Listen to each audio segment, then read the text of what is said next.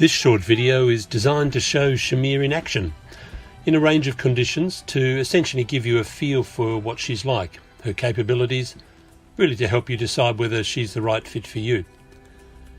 This is a couple of screenshots on our way to New Zealand. You can see there's 10.1 knots showing at the top there. That's our speed. Here it's down to 4.8. I think we might have had a bit of current behind us there with the previous one. And 4.8, we weren't in a big hurry. If we wanted to pick up an extra couple of knots when the wind died off, we could just put the motor on, I suppose, and 3 litres an hour diesel is what we'd be using. We had a brilliant sail across, so you can see it's pretty much a straight line right across the Tasman. Here we're doing 8.8 knots. We had a steady wind of about 20 knots for 10 days from the northwest, so it was a bit of a dream. And here we are just running before the wind. But my brother and I bought Chimere, and the name Chimere, it's got a few different meanings, but I've always gone with the French meaning, which goes along the lines of unattainable dream or pipe dream. And when we've met French yachties, they've immediately pronounced it as Chimere or Chimere. And I've heard other pronunciations, but we've tended to stick with the unpretentious Chimere. Anyway, I grew up on boats, on dinghies, Compass 29 back in the 70s with my family, and then Nicholson 32s. And our adventures sort of got further and longer, but we always dreamed of having a bigger and stronger boat, so we could go further with a bit more comfort.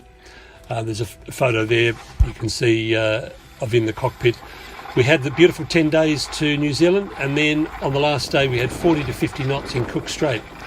So this is us running before it with just a little handkerchief up, and you can just see how windy it is. We bought the boat originally in 2006 in Busselton and sailed it back, and it really did become our pipe dream, or the fulfilment of a lifetime dream. And we initially kept the boat up in Pittwater and then relocated to Melbourne back in 2011 when my brother sold his share to a friend of ours down here in Melbourne. And as you can see from the photos, it's just very versatile. Here we are in the cockpit, and it's pretty blowy outside, but in here just very, very snug. This is down Stewart Island, the bottom of the South Island. We were attracted to Chimere because of her 5-cabin layout, and also her shallow draft and immense strength, and the sweeping flush deck, attractive lines, and the high bulwarks giving her a feeling of a small sailing ship rather than a yacht. We'd come off a smallish 32-foot 6-ton yacht, and so Chimere at around 30 tons fully laden with 1,400 litres of diesel was quite a change for us. Here's the layout, and you can see the cockpit under the shaded area aft with the davits and a walk-through area through to the dinghy off the stern.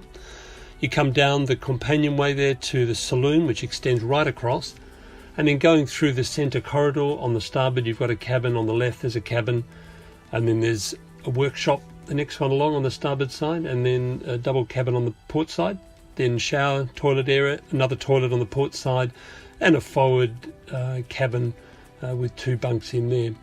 And then further forward accessed onto the deck is the anchor well.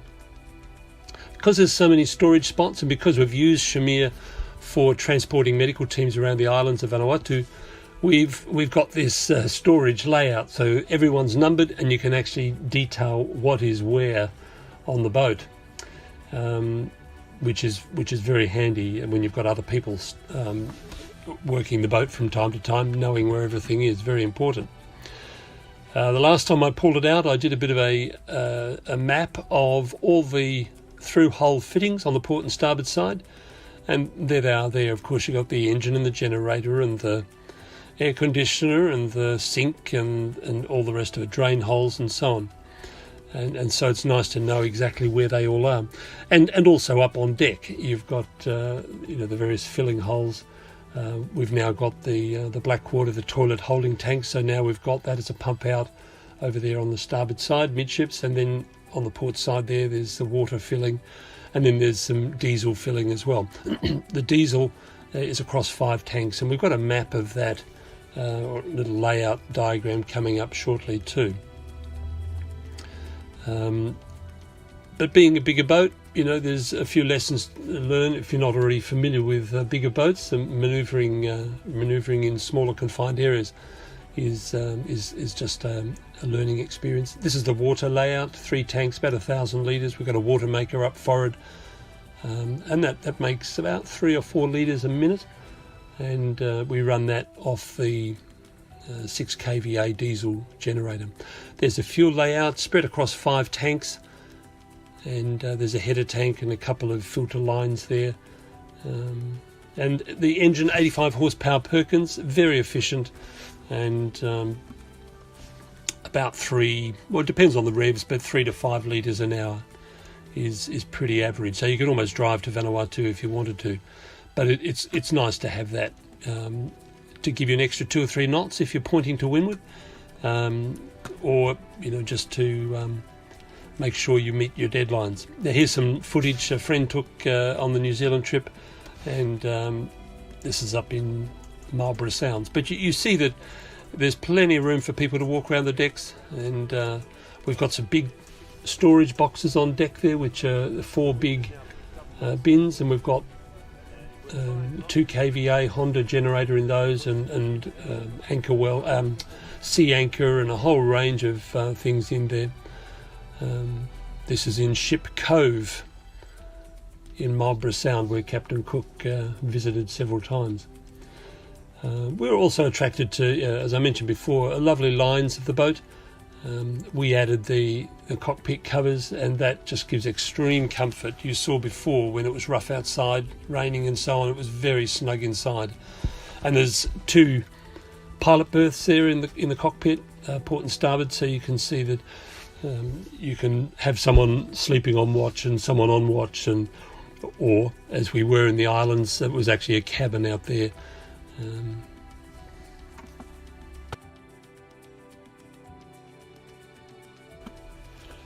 Looking down below from the companionway into the saloon, there's the galley to starboard, nice big table there, the saloon seats port and starboard, and there's storage under all of those. This is looking back towards the companionway ladder, and there's another bunk over on the port side just to the right there, and the nav station is further aft there. There's my wife in the galley there cooking up some pancakes, and I think here we've got some bread coming on. But there's quite a large freezer and fridge compartment. That's all 12 volt, and it's very, very efficient, and it's good to have such large fridge and freezer capacity. This is the main cabin. We call it the honeymoon suite on the starboard side. This on the port side, captain's cabin, up and down. And then we've got the workshop full of power tools and a whole range of tools. We call it the Bunnings. And then on the port side there's a double up and down. This is right up in the forward cabin. This is sort of, if you like, a V berth. This is our mascot, our purple dragon, and the Vanuatu flag and the Australian flag, and the Admiral Meerkat there. And that's just a tray for holding batteries and so on. In the saloon, sometimes people sleep in there. This is my son just having a bit of a rest. But it's great for socialising, and it's also good to have your private space when you've got the 5 cabins. As my other son has sort of been a bit wet outside because we're drying clothes, and here I am writing up the daily blog. Out in the cockpit there, as I mentioned before, we've got lee cloth so they can become pilot berths. There's dinner time, and a measure of a good anchorage was whether the beer bottle could sit upside down without falling over. Didn't always happen. This is my wife. It was quite cold down in Stewart Island at the time, so she was rugged up. Here my son's come in from, you can see it's been raining outside, but beautifully snug inside. And morning time in an anchorage there, every cabin's got its own deck hatch. This is in the Sounds, and you saw there the lever there, with the arm for lifting the dinghy. This is towing the big dinghy, and the Mediterranean ladder on the port side there, just tremendous, particularly for cleaning boots when you're coming up, but it really does make it easy to get aboard. And here she is, sitting in Wellington at the present time. I've got some photographs coming up of the interior equipment and so on of Chimere, but I thought I'd just show these shots just to whet your appetite a little bit for heading off on adventures. This is from down the east coast of New Zealand. A friend took these shots, and you can actually watch the video. I'll put the link with this video. But there's some photographs that show I suppose some of the day-to-day features of the boat and where we got to in New Zealand. And I'll just this is down at Bluff, and you can see it's a tight little spot we've got in there, but no problems once you get experience with manoeuvring it.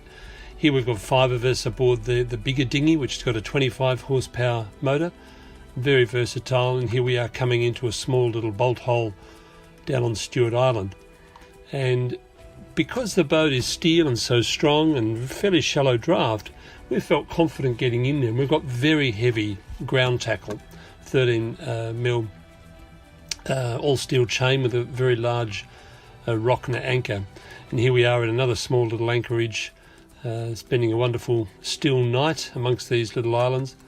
And in the cockpit again, we've got it's very snug, and these photographs show there's my wife, and she's not a natural sailor, but out in the cockpit she feels very much lots of fresh air, but the security, but also it's very dry and warm.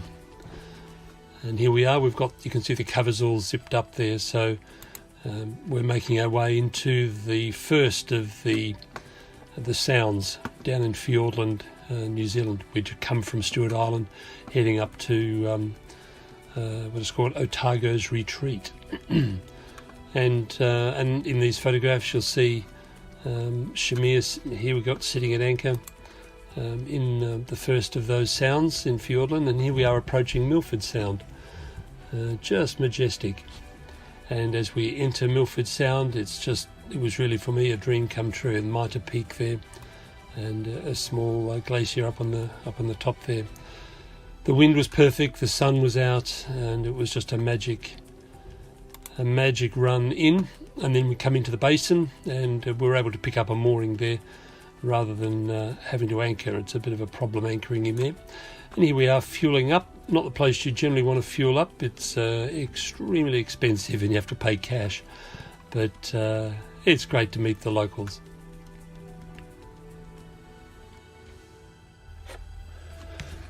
Here's a picture of Chimere in Port Vila, and as I mentioned earlier, we did medical transport around the islands of Vanuatu for the group Medical Sailing Ministries, and we did that in 2009, 2010, 2013 and 2017.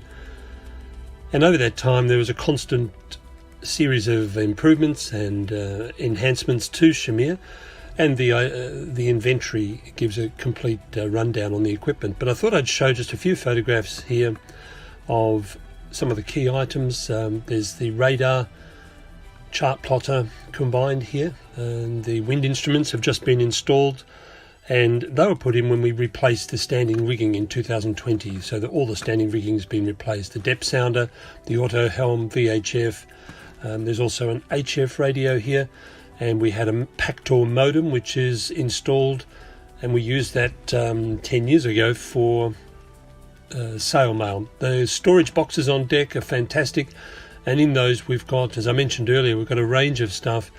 We've got the Honda generator for sort of the emergency generator backup, and also for onshore power when needed in the villages.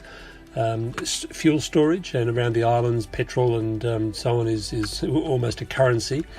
Lots of lines, a high capacity sump pump, and we've saved another yacht from sinking with that, and who knows, water comes in from time to time, and we may need it. We've got the engine which was under the floor there, the Pagura 6.5 kVA diesel generator, that's it there. Very, very quiet machine, and just tremendous in maintaining batteries and just operations generally. This is lifting the big dinghy on deck, and you can see the big dinghy there on the port side, and we put a daggy old tarp over it just to make it a bit less attractive for people who might want to pinch it.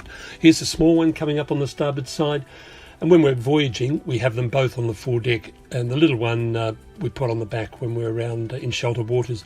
All of the lines come to this main winch at the base of the mast. Under the saloon seat, starboard side, we've got 200 kVA amp hour batteries, and then we've got this battery monitor, which is very effective.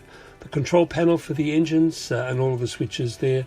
There's another control panel here for many of the lights and operations on board. That's the generator control panel there, the air conditioner control panel there just to the right of it. Bilge pumps, there's a bilge alarm, and also the inverter. Up forward there's the anchor winch, and there's a very large anchor well where we store the chain and spare line, warp and spare anchor. Such an effective anchor, the Rockner.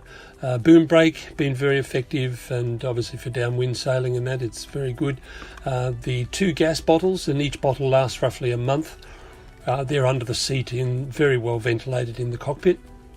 And the water maker forward under the centre corridor floor. There's 2 tubes. It's a Stella, Queensland, and the parts are very readily available. And I think I mentioned earlier about 3 to 4 litres per minute we can produce. There's actually 3 pre-filters. So there's a high pressure water pump and a low pressure water pump, and it goes through I think about 700 or 800 psi. So it's but very, very effective.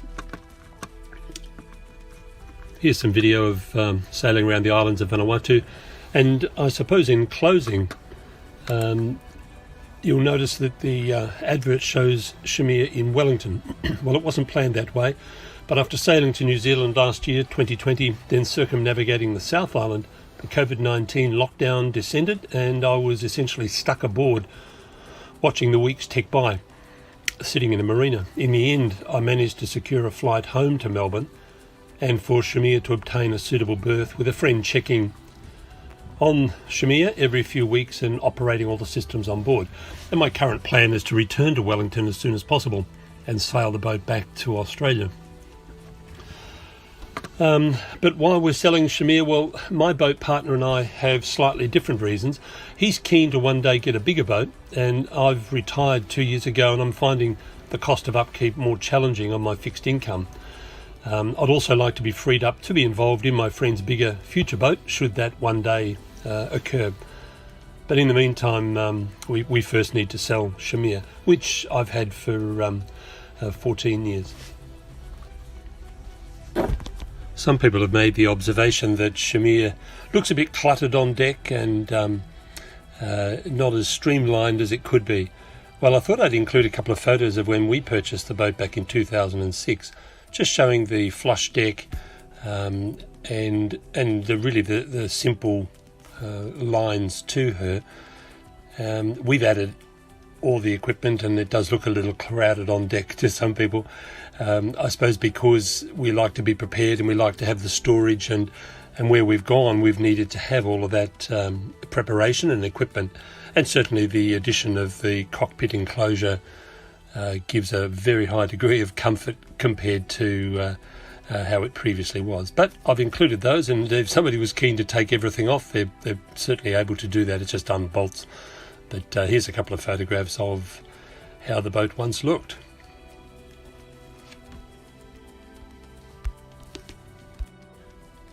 If you'd like to find out more about Chimere, then simply email me at the email address shown.